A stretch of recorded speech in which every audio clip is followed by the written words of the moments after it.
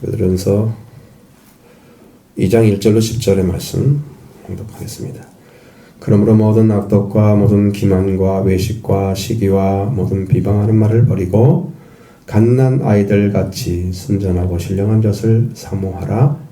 이는 그로 말미암아 너희로 구원에 이르도록 자라게 하려 함이라. 너희가 주의 인자하심을 맛보았으면 그리하라.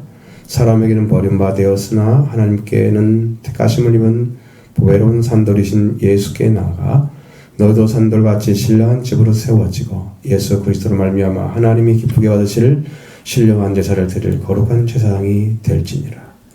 성경에 기록되었을 때 보라 내가 택한 보배로운 모퉁이 돌을 시온에 두나니 그를 믿는 자는 부끄러움을 당하지 아니하리라 하였으니 그러므로 믿는 너에게는 보배이나 믿지 아니하는 자에게는 건축자들이 버린 그 돌이 모퉁이 머릿돌이 되고 또한 부딪히는 돌과 걸려 넘어지는 바위가 되었다 하였느니라.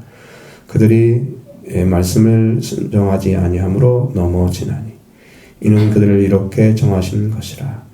그러나 너희는 택하신 족속이요 왕같은 제사장들이요 거룩한 나라요 그의 소유가 된 백성이니 이는 너희를 어두운 데서 불러내어 그의 귀한 빛에 들어가게 하신 이의 아름다운 덕을 선포하게 하려 하심이라. 너희가 전에는 백성이 아니더니 이제는 하나님의 백성이요 전에는 공의를 얻지 못하였더니 이제는 공의를 얻은 자니라. 아멘. 자, 구원에 이르도록 자란 신앙은 조건이 있습니다. 조건이 바로 이루어지는 게 아니고 맨 처음에는 거듭나야 된다는 거죠. 먼저는 베드로전서 1장 23절 말씀과 같이 너희가 거듭난 것은 썩어질 씨로 된 것이 아니고 썩지 아니할 씨로 된 것이니 살아있고 항상 있는 하나님의 말씀으로 되었느니라. 거듭나는 것은 거듭나게 하려고 하면 썩어질 씨가로는 할 수가 없다는 거예요. 썩지 아니할 씨가 필요하다는 거죠. 그 씨가 살아있고 항상 있는 하나님의 말씀. 살아있다고 하는 역사, 그것은 여러분이 경험할 수 있다는 것이고 항상 있다는 것은 여러분이 항상 경험할 수 있다는 겁니다. 그러니까 여러분이 그 말씀을 구하면 여러분 안에도 그것이 이루어진다는 거예요. 거듭나는 것은 말씀으로 들어가는 거예요. 그것이 이제 그냥 들어가는 건 아니지만 그러나 그 길이 그렇게 있습니다. 그래서 거듭남으로 이제 하나님 말씀으로 태어났을 때 이게 바로 갓난아기가 되는 거죠. 갓난아기가. 그래서 거듭남으로 태어난 갓난아기, 그것이 이제 우리 안에 하나님 말씀으로 이루어졌을 때에 우리 안에 오게 되는데, 썩어질 씨는 이제 결국은 우리의 육체를 가진 우리 몸을 가리키고 있습니다. 육체. 우리를 낳아주시지만 죽고 마는 씨, 육체의 씨로 태어나는 거죠. 씨앗입니다. 여러분 그것을 전해준 부모도 여러분 사랑하잖아요. 그렇죠? 그것처럼 그거보다 여러분의 영혼이 다시 태어나게 하신 하나님을 사랑하는 것은 더 큰 은혜입니다. 그것이 더 큰 거죠. 완전한 거죠. 물론 태어나지 않으면 그것도 받을 수가 없는 거죠. 그래서 여러분 부모가 성경 말씀처럼 공경의 대상이 되는 거예요.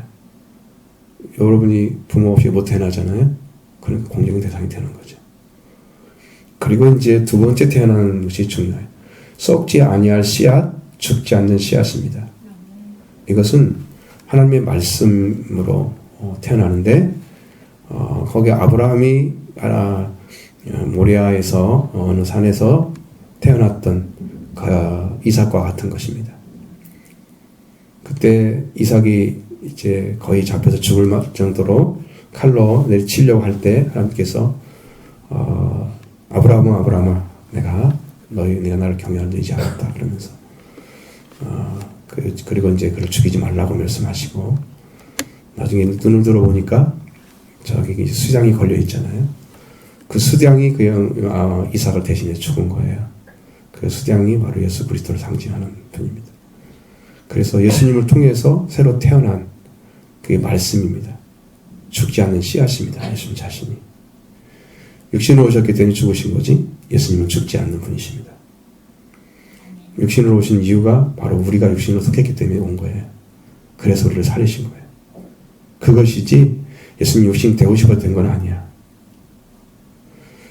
자녀들이 육체에 속했기 때문에 육체로 오신 거예요. 살리기 위해서. 아니라면은 안 와도 돼요, 그렇게. 그래서 죽는 씨앗이 아니시 예수님은 살아있는 씨앗입니다. 이 씨앗이 살아있는 하나님의 말씀, 예수님 자신도 말씀이시기도 하고, 또 천국의 씨는 천국의 아들들이라고 말씀하고 있습니다. 예수님께서 말씀하신 대로 마태복음 13장 38절에 가라지 비유를 설명해달라고 했을 때 제자들이 이 씨앗이 천국의 아들들이라고 말씀해놨습니다. 씨앗이. 그러니까 정확하게 예수님이 뿌리는 씨는 말씀인데 그 말씀은 천국의 아들들이다. 이렇게 되어 있단 말이에요. 자, 뿌리는 거죠. 씨 뿌리는 비유에서는 씨는 하나님의 말씀이요. 이렇게 딱 정확히 정의가 되어 있습니다. 그러니까 말씀, 우리한테 뿌려지면 우리한테 태어나야 되죠. 근데 그 밭이 중요한 거죠. 일단은 씨가 뿌려졌는데 밭이 이 생명의 씨앗이 나게 하면은 그게 태어나는 건데 여기서 생명의 씨앗이 죽어버립니다. 말씀이 죽으면 아무것도 태어나지 않고 이렇게 나오는데 태어나야 그 말씀이 살아서 그 가운데 이루어지는 말씀들이 있죠. 그러니까 30배가 만들어지는 거. 그렇죠? 그래서 거듭남으로 먼저 태어나는 것이 첫 번째 구원에 이르도록 자라는 조건입니다. 중요한 부분이죠. 왜냐하면 시작이 안 되면 열매는 맺을 수가 없는 거예요. 그죠? 여러분이 이 말씀 잘 마음에 안 들어가도 여러분 그걸 믿어야 됩니다. 왜? 믿음으로 받아들이면 나중에 씨앗이 싹이 나와요. 저는 이제 제가 목회를 하면서도 그것을 경험을 했는데 말씀을 받아들였을 때 어떤 역사가 일어나는지를 봤어요. 보여줄 사람께서. 근데 저한테는 한 알의 씨앗이 아니더라고요. 수만 개의 씨앗이 떨어졌어요. 그 씨앗이 보이는 거예요. 내용으로 느낌으로 딱 오는 거예요. 나중에 그 씨앗이 다 발화가 돼가지고 성령을 하면 그러니까 성경 말씀들이 다 이해가 되는 다 믿어지는 이걸로 변화시켜 주더라고요. 그러니까 받아들였기 때문입니다. 너는 의심이 없었거든요. 의심이 없습니다. 받아들이면 이루어집니다. 이게 내가 모르니까 못 받아들이고 내가 스스로 필터 만들어가지고 이렇게 안 되고 그런 결정하는 건 여러분 믿음이 아닙니다. 여러분은 그런 결정할 자격이 없어요. 말씀만이 여러분을 살립니다. 그렇기 때문에 이대로 믿어야 되는 거예요. 첫 번째 조건입니다. 거듭나는 것입니다. 하나님 말씀.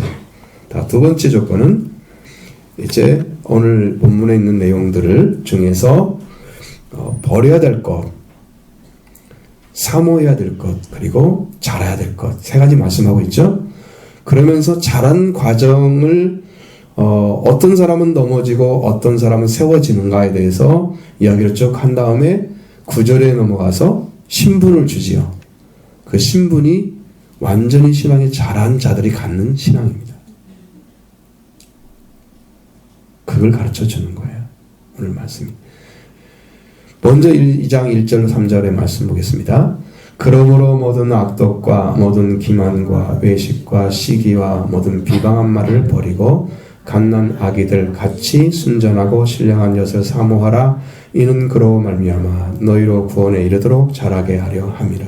너희 인자하심을 맛보았으면 그리하라. 아멘. 자, 이렇게 말씀하시죠. 그러므로 자 어떻게 됐어요? 앞에서 하나님 말씀으로 거듭났으면 그렇다고 하면 이렇게 어떻게 해야 된다? 자, 우리가 살아가는 삶 속에서 여러분이 과거에 가졌던 인간적인 그런 육신에 속한 죄성들이 남아있죠. 그거 다 죽어야 된단 말이에요. 이것을 성경은 버리라고 얘기를 해놓은 거예요. 얼마만큼 버려야 되냐면은 이 버리고라는 단어가 아포티데미라고 되어 있습니다. 아포티데미. 이건 벗어버리다, 버리다, 집어넣다. 이 말씀은 관계를 끊어버리고 돌보지 않는다는 의미입니다. 그러니까 다시는 거기에 돌아가지 않는다는 의미입니다. 이런 것이 나타나면 안 된다는 거죠. 끊어버린다는 거 아시죠? 여러분, 완전 단절을 의미합니다. 단절이 되어야 된다는 거예요. 먼저 모든 악을 가리키고 있습니다. 학회라는 단어는 badness라고 얘기하고 있습니다. 악을 의미하는 거죠. 근데 이 악이라는 것은 밖으로 드러나는 그런 말이나 행위보다는 그 근원인 마음의 생각에 대해서 얘기하는 거예요. 그러니까 여러분 시작하는 부분 있죠. 어떤 말을 하려고 할 때 생각하는 부분 있죠. 거기 그 시작이 악하냐? 그 악을 버리라는 거예요. 이 근원적인 거. 심령 안에. 내가 악한 말을 하려고 악한 생각을 지금 하고 있잖아요. 그거 버리라는 거예요. 그거 끊어버리라는 거예요. 성경에서 못된 나무는 나쁜 열매를 맺는다고 그랬죠. 이 못된 나무 안에 속성이 뭐예요? 못된 거잖아요. 이게 악한 것입니다. 근데 이 악한 것이 바뀌지 않으면 열매는 당연히 안 바뀌는 거예요. 이거 아시죠? 요 부분이 없어져야 이게 악이라는 거예요. 이건 여기서 말하는 악은 그 악을 가리키는 거예요. 드러나는 악이 아니고 악을 지적하고자 하는 게 아니고 근원적인 악을 가리키는 겁니다. 그래서 속의 근원을 깨끗이 않고 제거하지 않는 상태에서 노력해가지고 악한 말 안 하고 나쁜 말 안 하고 그렇게 한다고 해서 그게 깨끗하고 착한 게 아니야. 그게 버린 게 아니라고. 이 안에서 사라져야 돼. 끊어져야 됩니다. 그래서 나에게 속해 있는 악이 버려지는 거, 끊어지는 거. 죽는 거예요. 악이 죽어버리는 거예요. 모든 기만을 버리라고 합니다. 모든 기만. 이건 미끼로 끌어들이다는 의미에서 델러라는 단어를 사용합니다. 이 단어는 순전이란 단어와 반대어입니다. 그래서 속임이라는 뜻입니다. 속임. 속이는 거죠. 여러분 하나님 앞에 속일 수 있는 건 아무것도 없죠. 근데 이렇게 마음에서 어떻게 해요? 계산을 하는 것, 여러분 속으로 계산하는 건 못 느끼나요? 이때는 이렇게 말해야지, 저때는 저렇게 말해야지. 그러면서 자기가 있는 말 그대로 안 하고 좀 바꿔서 얘기하고. 진실하게 말을 못 하잖아요. 많은 부분들이. 그죠? 있는 그대로 말 못 하죠? 그럼 그걸 고르지 못한다는 것도 조금 교양이 없는 것은 맞는데, 이거는 특별히 하나님에 대해서 나왔을 때 이쁜 말을 골라서 하나님께 한다고 해서 그게 좋은 말이 아니거든요. 내가 비뚤어졌으면 비뚤었다고 얘기해야. 왜냐하면 비뚤어진 걸 하나님 알고 있는데 지가 인정하는 거잖아. 그래서 기도가 되는 거야. 있는 것을 그대로 말 안 하면 기도가 안 되는 거죠. 왜? 하나님 알고 있는 자는 인정하지 않기 때문에. 속이는 거잖아요. 그러면 기도가 안 되죠. 그래서 여러분 기도를 못하는 거예요. 있는 대로 말씀드릴 수 있는 분이 필요한 거예요. 여러분한테는. 그래야 죄의 속성 다 사라지고 속임이 사라지고 순전하게 바꿔지죠. 영적으로. 변화가 오는 거죠. 이것을 내가 기만이라고 표현을 했습니다. 이 속임이라는 단어를 외식한다고 그랬습니다. 이거 외식한다는 말은 이 외식은 겉과 속이 다르게 판단하는 죄를 가리키고 있습니다. 여기서는 겉과 속을 다르게 판단해. 자, 내 마음에는 저 사람은 어떻게 생각하고 있는데 말은 이렇게 한단 말이에요. 아, 괜찮아요. 좋아요. 속은 아니야. 아, 기분 나빠. 난 너 싫어. 이렇게 하면서 말로는 아, 괜찮아요. 응? 마치 좋은 것처럼 괜찮은 것처럼 실제는 아니면서 그렇게 판단하면 누구를 속이는 겁니까? 상대방을 속이는 겁니까? 자기가 자기를 속이는 겁니다. 그거 하지 말라는 거예요. 외식하지 말라는 거예요. 마음이 있는 대로 내버티면 다 싸우겠죠? 전쟁이 일어나겠죠? 그렇게 하라는 뜻은 아닙니다. 그런 말은 아니지만 여기서는 그런 말이 없어져야 한다는 얘기를 하는 거죠. 끊어버리라고 관계를 끊으라고 그랬습니까? 그렇게 되지 않기를, 그런 말이 나오지 않기를, 안 되는 거죠. 안 되도록, 그런 판단이 안 되기를, 그것도 끊어버리라고 말씀하십니다. 또 시기를 버리라고 했습니다. 시기는 우월감에서 나오는 행동으로 타인이 잘 되는 것을 방해하는 죄악을 가리킵니다. 자기가 조금 더 잘난 것 같아, 다른 사람보다. 그러니까 나는 이만큼 써도 괜찮아? 난 이만큼 위치에 있는 사람이야? 그래서 그 우월감이 나오잖아요? 그런 행동을 하는데, 그런데 여기다 그 내가 이렇게 높은 자리에 있어야 되는데 다른 사람이 잘 때 봐. 거기에 대해서 견뎌내지를 못하는 거야. 그래서 방해를 하기 시작하는 거죠. 여기서 말하는 시기가 바로 그거는. 여러분 잘 때면 어떻게 해야 돼요? 축하해 줘야죠. 얼마큼 해야 돼요? 많이요? 거짓 없이 해줘야 됩니다. 정말로 축하합니다라고 해주는 거죠. 조금 더 계산하지 않고 있는 그대로, 그죠? 그렇게 해주는 거예요. 그러니까 나는 어떤데 너는 어떻고 비교하면 이미 끝난 거예요. 그것은 그 사람은 그 사람, 너는 너지. 비교해서 뭐 할 건데? 아니, 필요 없잖아요. 나는 내 인생 사는 건 거기 인생 사는 거잖아. 하나님은 잘 되면 복되게 역사 하나님 도우신 거니까 축하해줘야 되죠. 근데 욕을 못한다 이 말이야. 욕을 안 됐으면 좋겠어. 좀 잘못됐으면 좋겠어, 속으로. 그리고 실제로 방해할 수 있으면 방해도 한단 말이야. 그러는 걸 말하는 거예요. 시기죠. 다른 사람이 잘 되는 걸 절대 볼 수 없는 사람들, 시기심이 가득한 거예요. 비교급은 필요 없습니다. 우리는 하나님 우리에게 주신 은혜는 비교급이 아니고 절대급입니다. 최상급이란 말씀은 좀 안 맞고요. 절대. 우리에게 주신 것은요, 다른 사람 비교할 수 있는 게 주는 게 아니에요. 여러분 한 사람을 구원하잖아요. 여러분 한 사람이 하나님과 절대적인 관계에 맺어져 있어. 누구도 비교하는 게 아니야. 뭐 그리스도 안에서는 다 그게 어떻게 했나요? 차별이 없다고 그랬잖아요. 절대죠? 누구 비교하는 게 아니죠? 시기는 그 반대에 서 있습니다. 비교하는 거죠.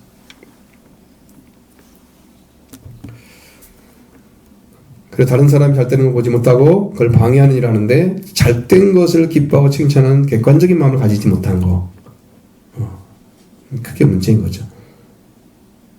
다음에 모든 비방하는 말을 버리라고 그랬습니다. 이 문장은 복수로 되어 있습니다. 그러니까 여러분, 이게 문장이라는 것이 비방하는 말들을 버리고 이렇게 안 쓴단 말이에요. 그냥 말을 버리고. 왜? 앞에 뭐가 써 있으니까? 모든이라는 말이 써 있으니까. 그죠? 근데 여기는 비방하는 말들을 버리고. 이건 어떤 의미냐면은 무고히 중상모략하거나 악담을 하는 걸 말합니다. 엄청나게 말을 하는 거예요. 험담, 중상, 비방 다 포함되어 있습니다. 근거 없는 말로 남을 헐뜯거나 명예나 지위를 손상시키는 거예요. 근거를 가져와서 정확하게 이건 문제가 있습니다라고 제기하고 라는 어떤 부분을 가르쳐줘도 그래도 그 사람은 상처를 받을 건데 근거도 없이 와서 남을 헐뜯어서 명예나 지위를 손상시키는 일을 하는 사람이 중상하는 사람.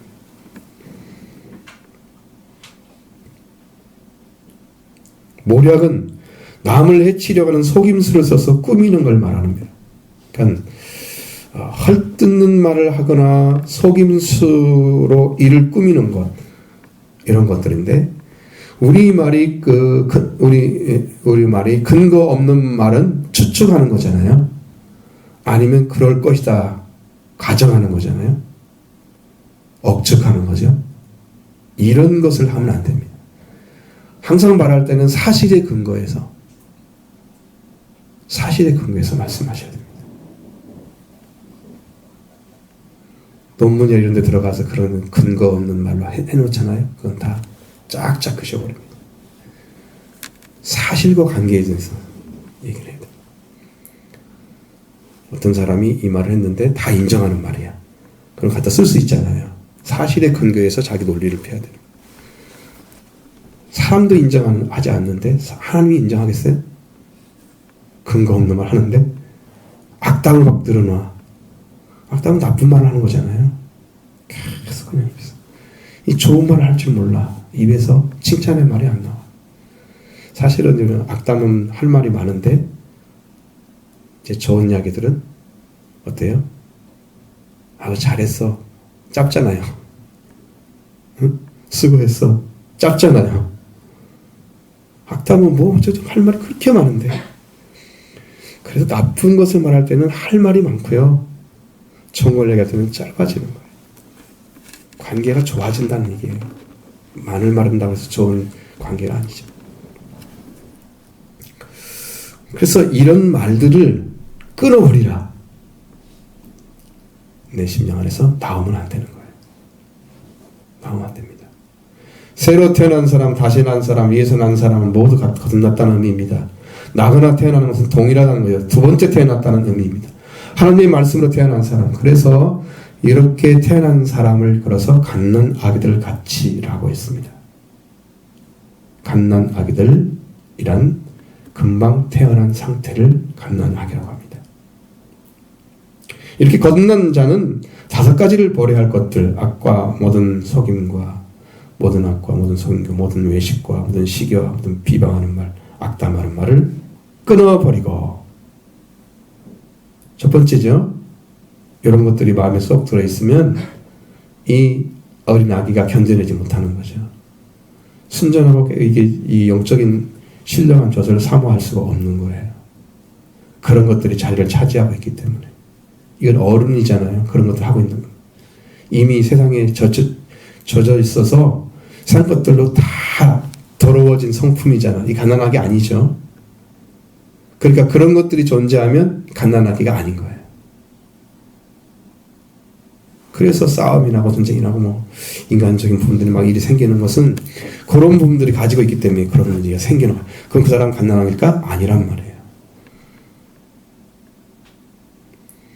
그래서 이렇게 영적으로 태어났다고 하는데 그 성품을 들어보면 그 성품이 하나도 안 바뀐 것들인 사람들 어쩌다 한 번씩 있어. 본인은 분명히 알고 있다고 하는데 그러면 이것이 정리가 안 된 거예요. 이 부분이. 그러면 이 사람이 성장하느냐? 성장 못합니다. 왜? 이것이 벌어지지 않으니까 말씀을 사모하는데 실패하는 거예요. 그것만 생각해야 되는데 사모한다는 말은 그것만 원하는 거잖아요. 그것만 추구하는 거죠. 근데 그거 하지 못하는 거예요. 그치, 갓난아기 같이 순전하고 신령한 젖을 사모하라고 명령하는데 이 명령은 갓난아이는 먹어야 할 젖이 있는 것과 같이 그 순전하고 신령한 젖, 즉 순수하고 완전하면 완전한 말씀, 순수하고 완전한 말씀, 이건 하나님 안에 들어있는 거예요. 예수 그리스도가 가지고 있는 거예요. 이것을 사모해야 된다는 거죠. 찾는 거죠. 만나기를 사모한다는 것은 날마다 그걸 생각하고 그걸 추구하며 나가는 그런 삶을 살아야 된다는 거죠. 무엇을 위해서 그러냐 그러면 그걸 순수하고 완전한 젖을 완전한 말씀을 사모하는 이유는 이 젖을 먹고 난 다음에는 구원에 이르도록 자라게 하기 때문에 그런 거예요. 태어났으니까 자라야 되죠. 계속해서 성장해야 하는 거예요. 계속해서 자란다는 것은 어디까지 가냐면 이 말씀이 완성된 위치까지 가는 거죠. 예수님 통해 찾아준 신분이 완성된 위치까지 가는 게 자라는 거예요. 그러면 여러분 안에 그런 간증이 있다면 내가 예수님 통해서 이렇게 변했는데 주님이 나한테 왕같은 세상이라 그랬다. 그래 예를 들어서 하면 그 사람은 지금 신분을 찾아서 구원에 이르도록 자란 거예요. 그게 찾아진 거예요. 인류가 잃어버렸던 그 구원의 자리를 찾아주신 거예요. 멸망했던 사람들에게 새로운 생명의 세계로 옮겨준 거예요. 복을 받은 것입니다. 어떤 복이냐면 이 땅에 있는 복이 아니고 영원한 복을 받았습니다.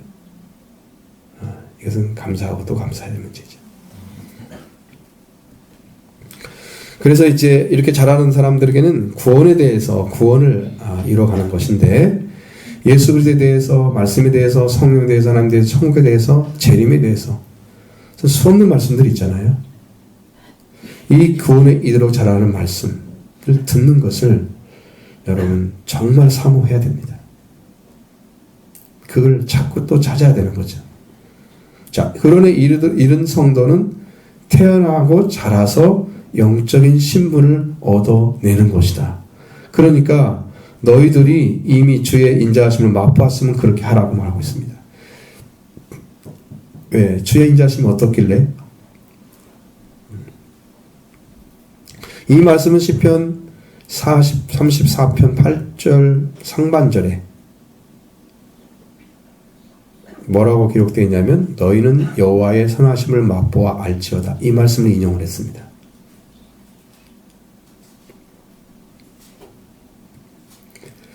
너희가 주님과 사귈 때에 느끼는 친절하신 주님이심을 감정으로 느꼈으면 그렇게 하라고 말하고 있습니다. 여러분 마음속에 주님이 얼마나 친절하신지, 주님이 얼마나 자상하신지, 이걸 맛보았으면 우리는 너희는 이렇게 해라. 위에 말씀하신 1, 2절 말씀을 대로 하라. 그 말씀하고 있는 거죠. 끝까지 우리를 붙드시는 주님이기 때문에 우리한테 그렇게 명령을 하시는 거예요. 자, 그러면서 구원에 이르러 자라는 과정 속에 어떤 사람은 넘어지고 어떤 사람은 세워지는가, 이 부분을 말씀하기 위해서 4절부터 8절 말씀까지 있는 거예요. 먼저 4절 5절 보겠습니다. 사람에게는 버림바가 되었으나 하나님께는 택하심을 입은 보배로운 산돌이신 예수께 나아가 너도 산돌같이 신령한 집으로 세워지고 예수 그리스도로 말미암아 하나님의 기쁘게 받으실 신령한 제사를 드릴 거룩한 제사장이 될지니라. 아멘. 참 성경이 아이러니하게 이 말씀이 이렇게 반대로 되어 있는데 우리는 또 그걸 반대로 이해해야 되니까, 저는 이 말씀이 돌려서 이해했을 때는 정말로 은혜로운 말씀이었는데 이렇게 읽으면 전혀 안 와요. 마음에 오지를 않는 거예요. 왜 그럴까 그랬더니 그게 아니었다는 거지. 자, 보배로운 산들인 예수께서 나가서 사람에게는 버림받으시고 하나님께는 택하심을 받으신 분이다. 그분이 이 예수님께 나와서 너희도 산돌같이 신령한 집으로 세워지고, 그러니까 먼저는 영적인 집으로 세워지는 것이죠. 그리고 예수 그리스도로 말미암아 하나님이 기쁘게 받으실 그런 신령한 제사를 드릴 거룩한 제사장이 되라고 말씀하시는데, 이 산돌은 메시아를 상징하는 말씀입니다. 돌이란 뜻인데 보배론이란 말이 들어왔잖아요. 보배로운 산돌 습니다. 존경을 받을 만한 존귀한 그런 의미입니다. 보배롭다는 말은. 그래, 존귀한 산돌은 메시아를 그런다는데 신약 성경에서 모퉁이의 머릿돌이라고 하는 마태복음 21장 42절, 생명수의 반석이라고 하는 고린전서 10장 4절, 거기 보면 그 반석이 나와요. 신령한 물을 거기서 먹었다고 나와요. 반석에서 그 돌을. 또 고린도서 3장 11절에는 기초석이라고 써 있습니다. 그리스도 위에 뭘 세워요? 건축을 하잖아요. 재료가 문제죠. 근데 그리스도 위에 세워진다는 게 기초석이 되는 거죠. 예수 그리스도가. 그리고 심판의 돌로 다니엘서 2장 34절에 나와 있습니다. 자, 그런데 이 돌이 사람에게는 버림을 받았습니다. 예수 그리스도는 사람에게 버림받은 분이십니다. 예수 그리스도를 메시아로 받아들여야 할 유대인들은 오히려 예수님을 박해하고 십자가에 못 박은 사실을 가리키는 거예요. 버림받았어요. 사람들이 자기 스스로 저 사람은 메시아가 아니야 하고 버린 거예요. 근데 하나님은 그리 놔두시나요? 하나님은 그를 택하셔서 어떻게 하셨습니까? 그 메시아 아니라고 받아들이는 사람들이 예수님 박해하고 십자가에 못 박은 사실을 죽임을 당하게 하시죠. 근데 하나님께서는 예수님을 택하셔서 존귀함을 받게 하시는 거예요. 그래서 보배에 오른 산돌이 되셨어요. 네, 사람들의 버림받았는데 하나님은 그를 택하셔서 주와 그리스도가 되게 하셨습니다. 그러니까 사람들은 하나님께 쓰시는 분을, 하나님께서 구원자로 보내신 분을 사람들은 그게 구원자가 아니라고 버리는 거예요. 왜 그게 눈이 안 보일까요? 하나님이 보내신 걸 모르는 거잖아요. 이것은 하나님도 안 믿고 보냄받은 분도 안 믿는 거. 그래서 그런 거야. 영적인 눈이 다 멀어버린 거야. 메시아도 안 보이고 하나님도 모르는 그 무지함 속에서 메시아가 아니라고 버리신 거. 버림받은. 바로 그 그리스도가 존귀한 산돌이신 예수님을 가리키는데, 예수님께서 사람들의 무지와 불순종으로 배척을 당하십니다. 그리고 하나님은 그리스도를 높이셔서 교회의 영원한 기초가 되게 하셨습니다. 이 예수님만이 다시 하셨기 때문에 산돌입니다. 돌은 돌인데 산돌이란 말을 썼을 때는 예수님을 부활시켰다는 거예요. 부활됐기 때문에 다시 사셨잖아요. 그래서 산돌인 거예요. 또 영원한 생명을 주시는 돌이기 때문에 산돌인 거예요. 그분을 만나면 다 생명을 얻습니다. 이 두 가지 이유로 산돌이라는 말을 씁니다. 우리는 산돌과 어떤 관계를 맺고 있느냐? 우리가 산돌같이 신령한 집으로 세워진다 그랬잖아요. 우리들이 그 산돌과 같이 영적인 집으로 세워진다. 예수 그리스도를 말미암아 영적인 집이 세워지는데, 이 영적인 집은 예수 그리스도로 태어난 교회를 가리키고 있습니다. 바로 예수님은 반석으로 나타나셨습니다. 이 반석에 내 교회를 세운다고 말씀하셨죠. 돌이잖아요. 돌. 큰 돌이죠. 어떠한 시련이 와도 무너지지 않는 돌. 그걸 반석이라고. 마태복음 16장 88절에 내가 내게 이르나니 너는 베드로라, 내가 이 반석에 내 교회를 세우리니 음부의 관세가 이기지 못하리라고 말씀하셨습니다. 반석 위에만 교회가 세워지는 거예요. 이게 산돌로 지어진 영적인 집이에요.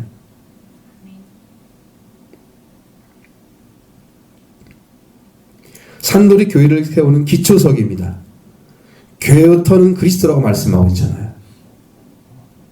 그래서 예수 그리스도께서 그로 말미암아 하나님이 기쁘게 여기시 신령한 제사를 드린 거룩한 제사장직을 위해서, 그걸 하기 위해서 뭐가 필요하다?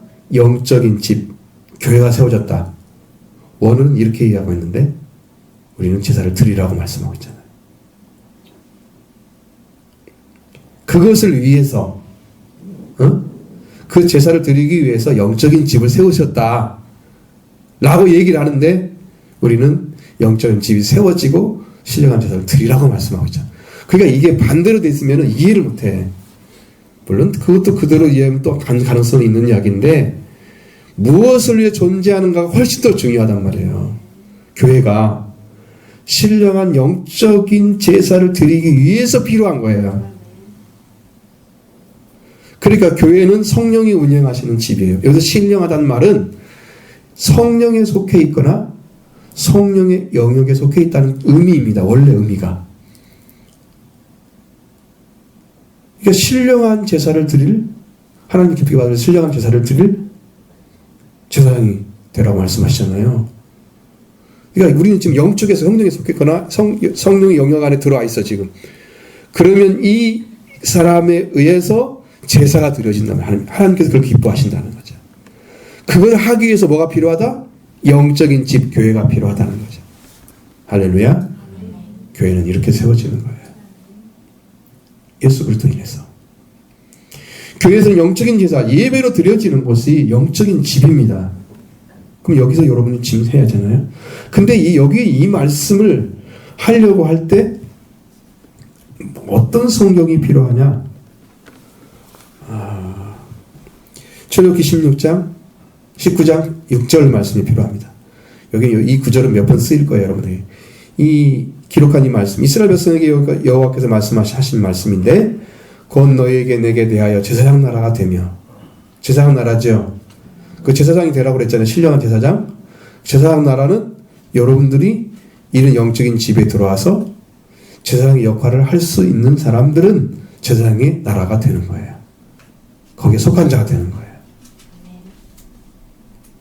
제사장은 뭐가 때문에 필요합니까? 자기를 위한 것이 아니죠, 제사장은. 다른 사람 제사를 위해서 필요한 거죠? 여러분, 다른 사람을 위해서 회개 기도하고, 다른 사람 위해서 생명 걸고 기도하는 겁니다. 살리는 일을 하는 겁니다. 제사장들이 그 당시에는 실제로 제사를 드렸지만, 지금은 예수님이 속죄제를 이미 끝내놓았어요. 그러니까 그런 제사를 드릴 필요는 없는 거죠. 그래서 그 제사가 어떻게 바뀌었어요? 예배로 바뀌었잖아요. 예배로. 그리고 수화성 여인이 만났던 예수님은 뭐라고 말씀하십니까? 영과 진리로 예배하는 자. 그 예배를 드려야 되는 거죠. 여러분, 그 가운데 들어가면 이 말씀대로 신령한 집이 지어진 거예요. 그리고 여러분 제사장이 된 거죠. 그렇게 이루어지는 겁니다. 그리고 여기서 너희는 제사장 나라가 되고, 그 말씀이 제사장직을 말하는 거예요. 근데 여기를 가지고 여기서 제가 저는 지난번에 종교개혁제를 한번 간 적이 있었는데, 거기에 어떤 그 교수님이 하신 말씀이, 이것은 만인제사장직이라고 하는 것을 루터가 세워놨는데 이 구절은 잘못 해석한 거다, 얘기를 했습니다. 나도 그러고 보니까 그 사람 맞아요. 근데 원어를 잘못 이해해가지고 한 번 만들어 놓은 어떤 교리처럼 돼가지고 우리는 만인제사장이다 아니고, 제사장은 아무나 될 수 있는 게 아니잖아요. 누구나 제사 드릴 수 있어요? 그러니까 그럼 누구나 제사를 드리는 방식이 지금 회중교회, 침례교회 사용하는 거예요. 거기는 장로도 없고 그날 예배 순서도 없어요. 찬송하고 열심히 하다가 감동받은 사람이 와서 설교를 하는 거예요. 아무나 제사장 되잖아요. 말씀 전해도 그게 옳은 게 아니란 말이에요. 결국은 여기서 부작용 생길 수 있잖아요. 진짜 아닌 사람 와가지고 제사가 된다고. 그래서 직제가 필요하게 된 거예요. 그리고 장로가 필요하고, 이렇게 돼서 우리 장로가 이제 출연을 한 거거든요. 이런 것들을 생각하셔야 됩니다. 옳지 않은 것은 옳지 않다고 얘기를 해야 됩니다. 자, 하나님께서 보배로운 모퉁이들을 시온에 두셨다고 말씀합니다. 6절로 8절의 말씀 보시겠습니다. 성경에 기록되었을 때 보라, 내가 택한 보배로운 모퉁이들을 시온에 두노니 그를 믿는 자는 부끄러움을 당하지 아니하리라 하였으니, 그러므로 믿는 너희에게는 믿지 아니하는 자에게는 건축자들이 버린 그 돌이 모퉁이의 머릿돌이 되고, 또한 부딪히는 돌과 걸려 넘어지는 바위가 되었다 하였느니라. 그들이 말씀을 순종하지 아니함으로 넘어지나니 이는 그들을 이렇게 정하신 것이라. 아멘. 6장 6절 말씀은, 여기서 6절 말씀은 이사야 28장 16절 말씀을 인용한 것입니다. 여러분도 그게 아마 성경에 나와 있을 거예요. 성경 보면 나와 있죠. 몇 절 인용했다고.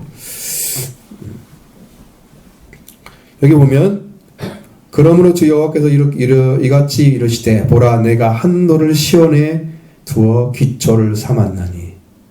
시온이라는 말 꼭 썼습니다. 하나님 선택한 하나님의 이름을 두시는 곳입니다. 그래서 거기에다가 한 돌을 둔다 그랬어요. 그리고 그것이 기초가 된다 그랬죠.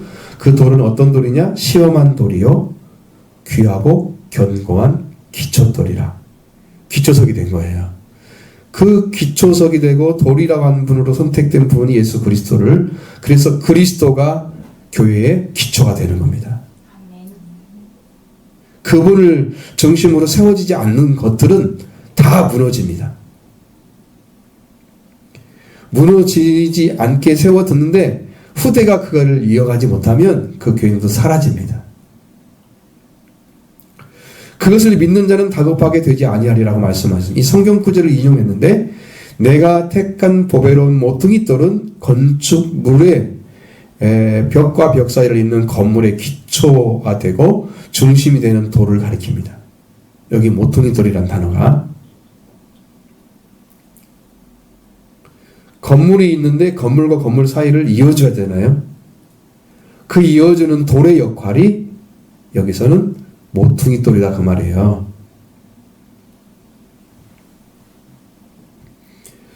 그래서 예수 그리스도께서 이방인과 유대인을 연결하여 하나로 묶는 역할을 하신 거예요. 벽과 벽을 연결시킨 거죠. 안 무너지게. 그래서 교회가 예수 그리스도로 말미암아 연합이 되는 거예요. 너도 예수 믿고 있지, 나도 예수 믿고 있지. 그래서 같은 주가 되어지면, 한 주가 되어지면 연합이 돼요. 그 네가 믿는 주와 내 믿는 다르면 연합이 안 돼요. 옛날에 목사님이 그런 말씀하신 거 내가 기억이 나는데 어떤 분에서 기도하니까 하나님 왜 이렇게 화합이 안 됩니까? 왜 이렇게 안 됩니까? 그리고 이제 그 사람을 위해서 기도했더니 그 사람에겐 피가 없다. 그래서 화해를 못한대요.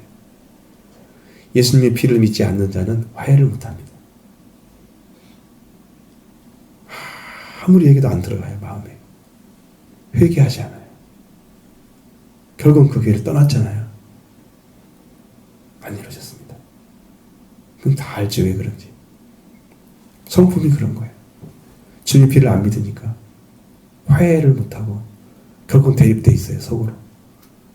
그리고 보여지지 않기도 여러 가지 방식으로 목사님을 대적하는 것들을 많이 봤어요. 말이 들려오잖아요. 돌아서. 그런 죄를 범했어요. 그건 교회로 못 나오잖아요. 예수 그리스도가 벽과 벽 사이를 연결해주는 모퉁이의 머릿돌이 되셨습니다. 그러니까 유대인과 이방인들을 다 하나로 묶어주는 이 관계 회복을 이루는, 일치를 이루는 교회의 중심이신 것입니다. 그래서 그리스도가 없는 교회는 일치를 이룰 수가 없는 것이고 그리스도가 있어야만 일치를 이루는 거예요. 거기가 성령이 역사하는 집입니다. 성령이 하나 되신 것을 힘써 지키라고 말씀하십니다. 이 돌을 두는 곳은 시온입니다. 시온에 두었다는 것은 하나님께서 이름을 두겠다고 약속하신 그 땅이잖아요. 이미 확정되었다는 것을 말하는 것이에요. 시온이라는 말을 썼어요. 하나님께서 이미 두고자는 이름을 둔 곳에 한 돌을 세웠다. 그곳엔 또 누가 세워져 있어요? 성경에 보면 시편 2편의 6절에 내가 한 왕을 시온에 세웠다 하시리다. 왕이 세워져 있죠. 그 왕도 역시 예수 그리스도입니다. 이 돌도 예수 그리스도입니다. 그분만이 완전하게 통치할 수 있고 그분만이 기초석이 될 수 있습니다. 시험한 돌 견고한 돌입니다. 이미 세워져 있기 때문에 이 세워진 것을 빼내고 그 교회를 세우려고 한다고 하면 이것은 그 사람은 예수를 없는 교회를 세우는 겁니다. 그러면 예수님이 중심이 안 된 교회는 교회가 아닙니다. 그런 교회의 기초석이고 중심이기 때문에 그를 믿어야만 되는 거죠. 교회는. 그래서 그를 믿는 자는 부끄러움을 당하지 아니할 것이다. 실망시키거나 좌절하는 것을 부끄러움이라고 했는데 실망시키거나 좌절하지 않게 하실 것이다. 예수 그리스도가 여러분의 심령 안에 딱 들어와서 여러분이 기초 세워지는 교회의 중심이 돼서 하나님의 영적인 집으로 세워져서 여러분이 있다, 영적인 집이 되어 있다고 하면 여러분의 심령은 절대로 실망하거나 좌절하지 않습니다. 주님이 우리의 주인이 되어서 다스리는 한 우리는 절망하지 않습니다. 그분이 주인이 안 됐기 때문에 절망하는 거예요. 내 신앙이 좌절하는 거예요. 주님이 우리 주인 딱 되어 계시면 우리는 좌절할 수가 없습니다. 어떠한 경우에도 좌절하지 않습니다. 내가 죽음이 온다고 해도 좌절하지 않습니다. 그것도 더 큰 건 없잖아요. 자기 개인에게는. 이게 예수 그리스도 하시는 일이에요. 이사야 28장 16절의 말씀, 다급되지 아니하리라 말씀하셨잖아요. 거기 말씀에는 두려움이나 공포로부터 벗어나는 그리스도가 안에 견고히 서게 될 것이라고 말씀해 주고 있습니다. 그래서 믿는 너희에게는 보배이지만 믿지 않는 자에게는 건축자들이 버린 그 돌이 모퉁이의 머릿돌이 되었다 하고 말씀하십니다. 믿는 너희에게는 보배. 아주 값비싼 걸 소유한 게 되는 거예요. 아주 값비싼 걸 소유하게, 보배라는 것은 아주 값비싼 걸 소유하게 되는 거지, 내가. 그러니까 이보다 큰 가치가 없어. 왜? 그 하나의 가치가 영원한 가치야. 얼마만큼 가치냐? 여러분의 생명이 사져서 영원히 살 수 있는 만큼 가치를 그분이 그거 가지고 있어. 산돌이신 모퉁이에 머리 뜨신 분이 가지고 있어. 그래서 그분을 여러분이 얻게 되면 여러분은 영원히 살게 되는 거예요. 예를 들어서 여러분 이 땅에서 내가 100년 사는데 얼마가 필요하다 그래봐요. 그러면 그만큼 돈을 주면 100년 살겠죠? 근데 우리는 죄를 지어가지고 100년도 살기 힘들잖아요. 근데 우리가 예수 그리스도가 나이가 어떤 가치냐 그러면 나는 그분이 나를 살게 해서 그분이 나의 소유가 되나 그분이 소유가 되면 나는 영원히 살 수 있는 가치를 나한테 부여해 준 거예요. 나의 생명이 되신 것이. 안 죽어 우리는 죽지 않는 거죠. 죽음이 없는 가치를 나한테 허락해 주셨어요. 그래서 믿는 자에게는 보배가 되는 것입니다. 여러분의 보배이십니다. 예수 그리스도가 여러분의 보배가 되었다면 여러분들은 지금 기쁨을 지금 가지고 있어야 돼. 감사가 넘쳐야 돼. 행복해야 됩니다. 그러니까 여러분 이것은 지금 이루어진 것들을 얘기하는 거니까 여러분한테 이루어지기를 원합니다. 말씀대로 이루어지기를 원합니다. 그렇게 이루어져야만이 여러분도 그 가치를 가게 됩니다. 우리에게 보배가 되어집니다. 그런데 믿지 않는 사람들은 어떤 것이 됐느냐? 자, 그 믿지 않는 자들은 시편 118편 22절을 말씀대로 인용이 돼서 자, 건축자들이 버린 그 돌이 모퉁이의 머릿돌이 되고 이해됐습니다. 그 다음에 이사야 8장 14절을 인용해서 또한 부딪히는 돌과 걸려 넘어지가는 바위가 되게 하셨다. 어떤 사람에게? 믿지 않는 자들에게.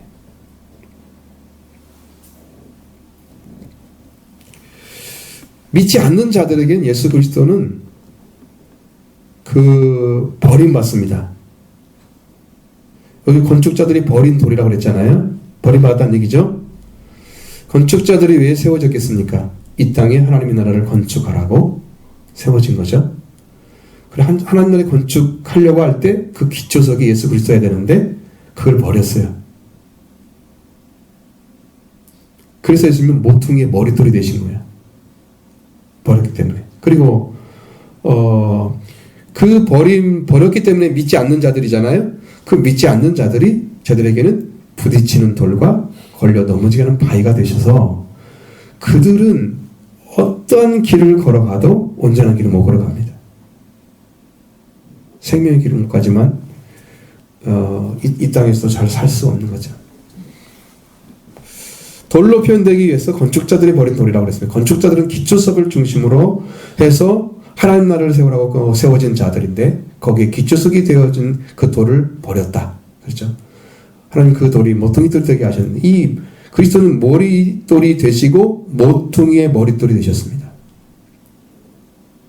두 가지 다 했어요. 기초석은 그리스도시고 모퉁이의 머릿돌은 뭐냐면은 교회의 꼭대기를 덮는 그러니까 여러분 예배당을 짓거나 그러면 예배당 맨 위에 세워지는 관석이라는 게 있어요. 마지막으로 덮는 것들이 있어요. 관석 아니면 요석이라 그럽니다. 그 돌이 모퉁이의 머릿돌이래요. 자, 아까는 뭐라고 그랬어요?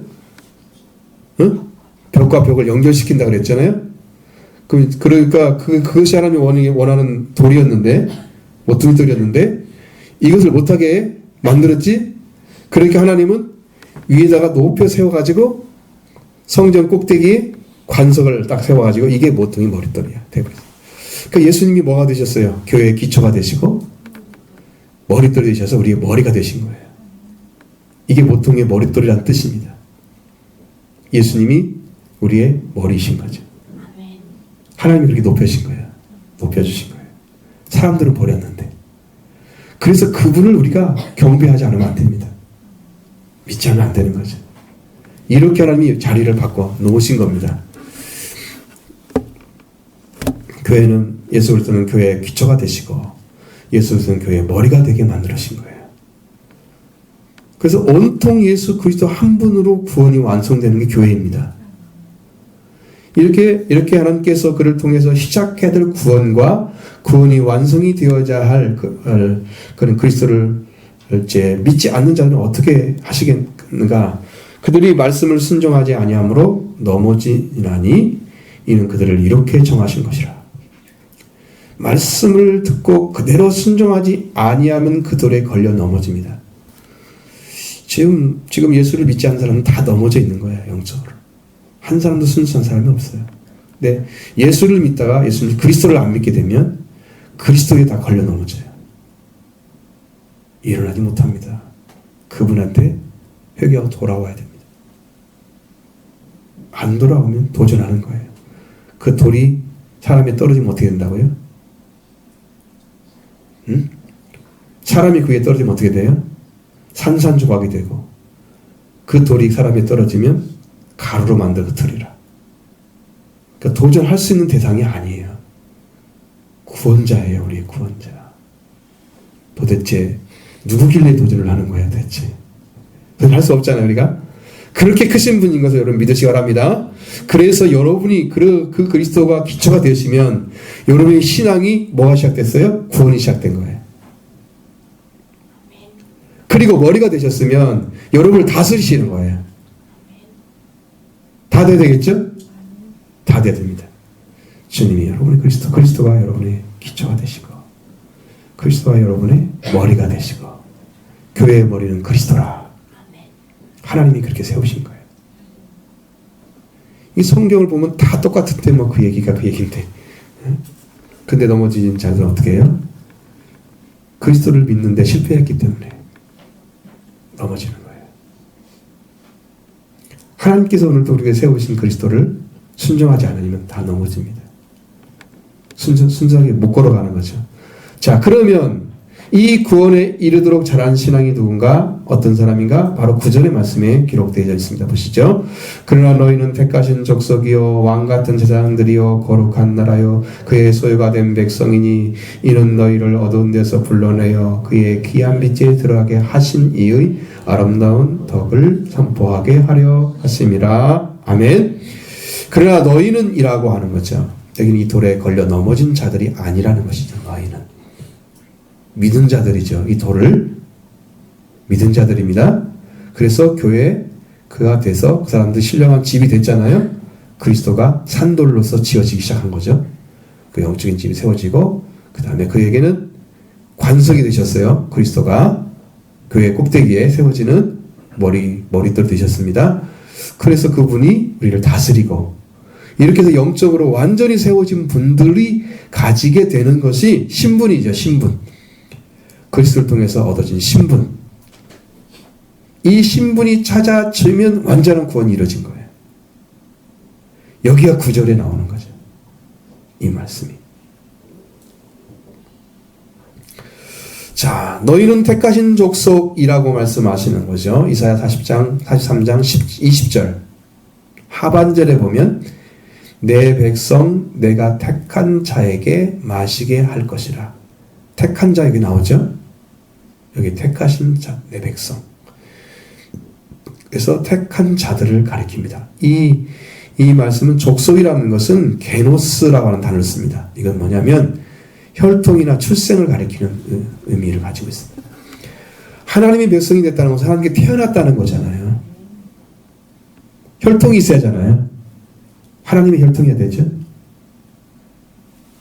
출생이 돼야 되죠. 그렇습니다. 하나님 백성이 되게 하는 이스라엘, 이들이 하나님 말씀으로 거듭나고 구원을 받은 자들.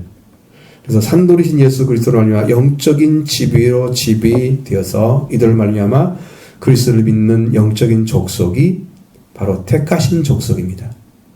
여기는 정선된 족속이라고 종족이라고 말합니다. 정선된 종족.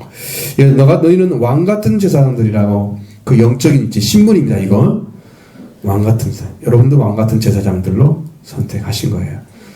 이 제사장이 고귀한 위엄을 위해서 이 말을 하고 있는 거예요. 제사장이 얼마나 높은 위치인지. 왕이신 하나님의 제사장직이라는 의미도 들어있습니다. 속에는. 그러니까 누구의 제사장이냐면은 하나님의 제사장이에요. 왕이신 하나님의 제사장. 그래서 왕가의 제사장들이요. 그래서 여기에 나온 거예요. 왕가, 하나님이 왕이잖아요. 왕가의 제사장들이요. 우리가 그런 직분을 받았어요. 왕의 봉사와 직무와 똑같은 점에서 왕적인 것을 가리키기 때문에 왕적인 제사장직이다. 그래서 왕 같은 제사장들이요 라고 말씀하셨습니다. 여러분도 왕 같은 제사장입니다. 왜? 하나님께 소속된 자들이잖아요. 너희는 거룩한 나라입니다. 에드노스라고 하는 겁니다. 이 나라는 국민이나 민족, 백성, 혹은 이교도도 들어갑니다. 이방인도 들어갑니다.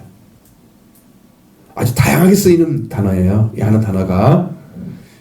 백성이나 민족이나 국민, 이름의 번역이 다 가능한 거죠. 여기는 거룩한 민족을 가리키고 있습니다. 거룩한 민족. 하나님이 구별하신 민족입니다. 하나님께서 구별받은 민족, 하나님께로부터 구별받은 민족, 이스라엘입니다.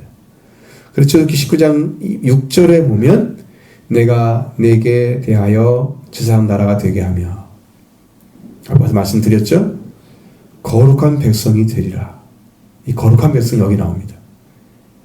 거룩한 백성. 너는 이 말을 이스라엘에게 전할지니라고 기록하고 있습니다. 이 거룩한 백성이 이스라엘 백성들을 가리키는데, 이 백성은 고이라는 단어를 사용합니다. 그래서 민족이라는 말로 번역해도 됩니다. 이거 확실하게 거룩한 민족. 하나님께서 우리를 선택하셔서 그 민족 안에 들어가게 하시는 거예요. 하나님께 소속된 민족이 되게 하셨습니다. 또 그의 소유된 백성입니다. 그의 소유된 백성은 소유권이 넘어갔다는 거죠. 소유권이 넘어갔다는. 하나님의 백성이 된, 하나님의 것이 된 백성은 그 백성을 어떻게 인도하시고 사용하시고 하나님의 구원이, 하나님이 원하시는 대로 구원의 방편이 되게 하시는지, 이것은 하나님이 사용하신 방법대로 쓰는 거예요. 만약에 우리가 하나님의 소유된 백성이 되면 이 교회를 여러분들이 원하는 방법이 아니고 하나님이 원하시는 방편대로 사용할 수 있습니다. 우리들이 중심이 돼서, 우리가 중심이 돼서 우리가 하나님의 교회를 세우는데, 그러니까 조그마한 그런 교회가 말하는 게 아니고 인류나 민족을 위해서 쓰임받는다고 하면 여러분이 그의 소유된 백성 안에 들어갔기 때문에 쓰시는 거예요. 이게 신분이에요. 신분. 이스라엘 민족을 이렇게 사용하시기 위해서 그들을 선택하신 거예요. 이제 그리스도를 보내시고 우리를 구원에 이르도록 자라게 하셔서 우리가 이렇게 하나님의 소유된 백성이 되게 하시는 거, 이게 완전한 거죠. 이러한 완전한 신분을 찾은 사람들이 구원에 이르도록 자란 사람입니다. 여러분 한 분 한 분이 이걸 다 찾으시길 바랍니다. 이는 너희를 불러내어 그의 귀한 빛에 들어가게 하신 이의 아름다운 덕을 선포하게 하려 하심이라고 말씀하시죠. 이 구원에 이르도록 자란 신앙을 얻은 자들은 신분을 주셨죠. 근데 그것이 어떻게 이루어졌느냐? 그것은 분명한 진리입니다. 너희를 어두운 데서 불러내서 귀한 빛에 들어가게 하셨다고 했어요. 하나님께서 우리가 어둠에 있었는데 거기서 불러내었다는 것입니다. 분명히 알아야 됩니다. 우리가 선 자리는 어둠입니다. 흑암입니다. 죽은 자가 들어가는 곳입니다. 빛이 없는 곳입니다. 빛이 없는 데서 빛이 아닌 자들이 싸우면 그것은 죄악을 짓는 거예요. 빛이 들어오면요 싸우지 않습니다. 어둠이기 때문에 싸우는 거예요. 예수 그리스도는 누구한테 싸웁니까? 그 이상의 생명의 빛을 가지고 오셔서 생명을 살리신 예수 그리스도로 말미암아 우리가 어둠에서 불러내졌습니다.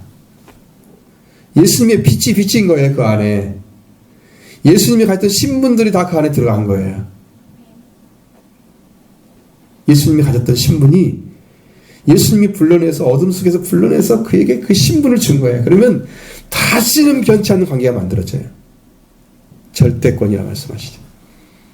이게 우리에게 주신 신분이에요. 하나님이 주신 신분이에요. 그걸 이 말을 갖다 구원이란 말로 단축을 시키는 거예요. 이 기이한 빛, 지금까지 경험하지 못한 빛입니다. 하나님께서 우리에게 행하신 것들은 정말로 찬양할 만한 일들입니다. 행동을 하신 거예요. 그렇게 해서 그 가운데 들어가게 하신 거예요. 근데 이것은 여러분 영적으로 구분되지 않으면 아무리 여러분이 말씀을 드려도 그것은 하나의 문자에 불과하죠.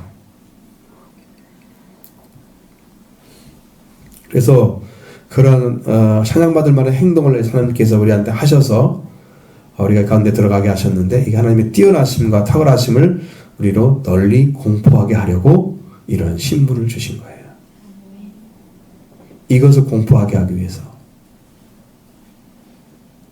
이러한 신분을 얻어서 하나님을 찬양하는 행동들을 널리 공포하는 것이 우리가 해야 할 전도입니다. 우리를 이렇게 찾아주셨습니다. 예수를 통해서 이렇게 찾아주셨습니다. 라고 전하는 거예요. 생명에게 전하시는 거예요. 마지막 10절입니다. 같이 보면 너희가 전에는 백성이 아니더니 이제는 하나님의 백성이요 전에는 영유를 얻지 못하였더니 이제는 궁유를 얻은 자니라. 아멘.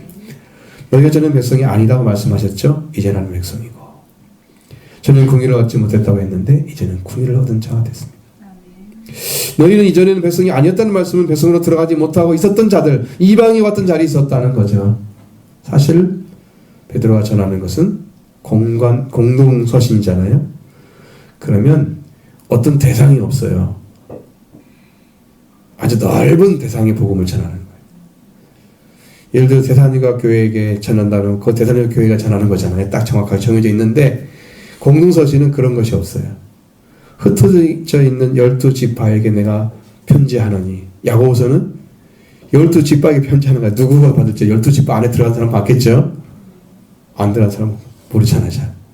이렇게 정확하게 정하지 않고 널리 이렇게 서신을 받는 대상이 넓을 때는 그걸 공동서신이라는 게 합니다. 베드로 전후서도 다 공동서신입니다. 그렇게 하나님과 관계가 끊어져서 이방인 같은 자리에 있었는데 바로 하나님께서 하나님의 백성이라고 불러주셨습니다. 그리고 백성이 아니라는 말씀, 하나님 관계가 간절된 이방인에 들었다는 얘기인데 하나님께서 구원의 손으로 그를 인도해 주셨습니다. 이전에는 긍휼이 많으신 그 하나님을 긍휼을 받지 못했는데 이제는 하나님의 긍휼이 그 가운데 왔습니다. 얻은 자가 됐습니다. 하나님이 기뻐하시는 것 중에 하나는 긍휼을 요청하는 것입니다. 아주 기뻐하시는 거죠. 그 긍휼을 얻지 못한 자들이 긍휼을 얻었다. 이제는 긍휼을 얻은 자가 되었다. 이렇게 하나님께서 우리에게 신분을 확증시켜 준 거예요. 그럼 여러분들도 그 가운데 들어가는 길을 성경을 통해 지금 말씀하셨잖아요.